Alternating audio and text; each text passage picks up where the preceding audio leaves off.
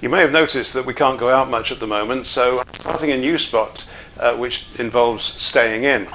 I've got 50 odd years of archives of my own career, and they're all stored in this room here. And I'm going to produce this new spot to let you hear bits of them. First of all, I was on local radio between 1968 and 1987, and most of the programs that I've retained are on these big old spools. This is the state of the art at the time. This is a nab spool of tape. It's 10.5 inches. It runs at a speed of, well, the one behind me is running at 7.5 inches per second, which will be normal for a broadcast, but certain things like jingles and other live music might be recorded at 15 inches per second, which is 38 centimeters per second. The stuff that's on these tapes I'm in the process of transferring, and only by me doing that you'll be able to hear it. And look at the difference in the size of the devices. My hand is holding a little digital audio recorder. It's recording the sound that's coming off these tapes, and it's a little bit smaller than the said Studer tape recorder there. I'm indebted to my friend Alan, who got this machine working again, and I'm also grateful for the manufacturers of the tapes, people like BASF and EMI, who made tapes that didn't disintegrate after 50 years. And I've been carting them around with me every time I've moved house. I'm going to move shortly. I don't want to take these with me, so I'm taking them digital.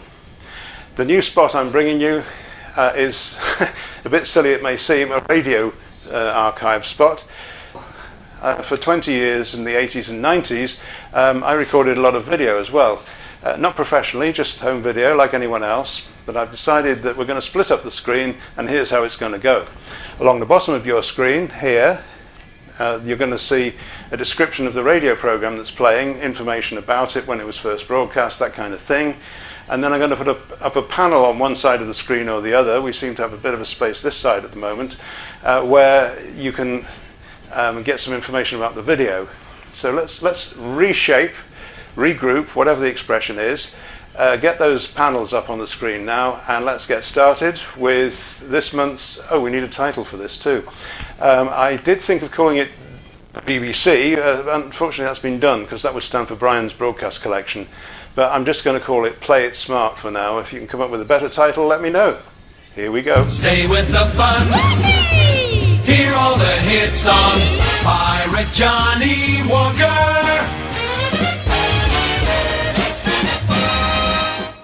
And we're now going back to our featured interview today, that with Johnnie Walker at Radio 1. We went into a long conversation about stock car racing and how it got involved with Radio 1 and how Johnnie had an accident.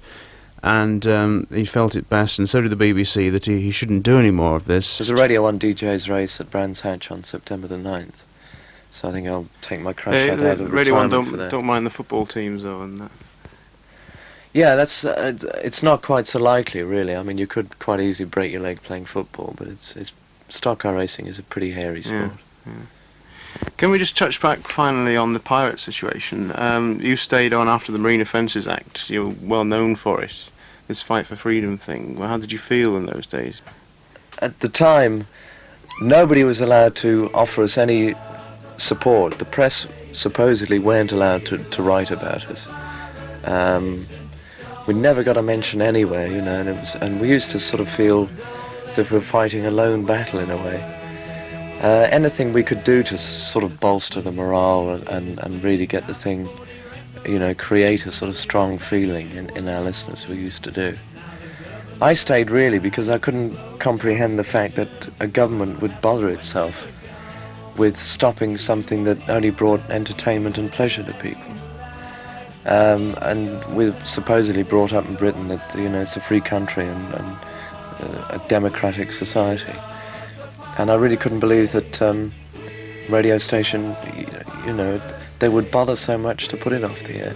So I stayed with it, hoping that eventually we'd get a license to broadcast on land. You get a positive charge out of Pirate Johnnie Walker.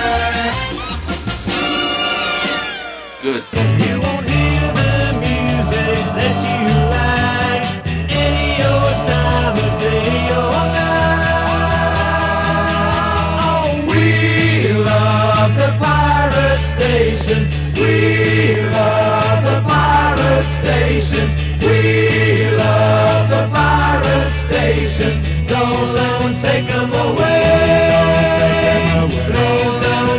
time away. Well, Caroline went off in March '68, and I hung around for a time doing nothing really, just driving trucks and things, waiting to see what was going to happen, whether Caroline would come back on the air or how far away licensed commercial radio would be.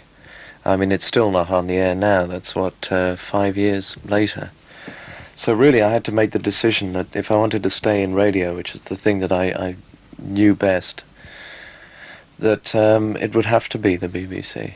So I joined Radio 1 a year after Caroline went off the air in April '69. The fastest thing in the air, Pirate Johnnie Walker. I heard your first show, it was a Saturday afternoon, wasn't it? Well, you sounded nervous then. In fact, you said you were nervous. Is this a lot to do with the atmosphere or just the change of circumstances? Well, being away from anything for a year and coming back into it, you wonder, can I still do it? That obviously is on your mind. On Caroline, we weren't broadcasting to the whole of Great Britain. If we said anything that would upset a few people, there weren't going to be questions raised in the House of Commons or all the newspapers ringing up about it, which is what you get with the BBC. Yeah. And you sit here knowing that you're part of this huge organisation. Executive producers and people are listening in. Everything you say anyway is being recorded on tape. I'm more relaxed about it now. I don't agree with the maxim that everything happens in London. I think people can be very snobbish about living in London, discounting what goes on in other areas. There's a lot of records that break in discotheques up north. There's a lot of really good soul places too.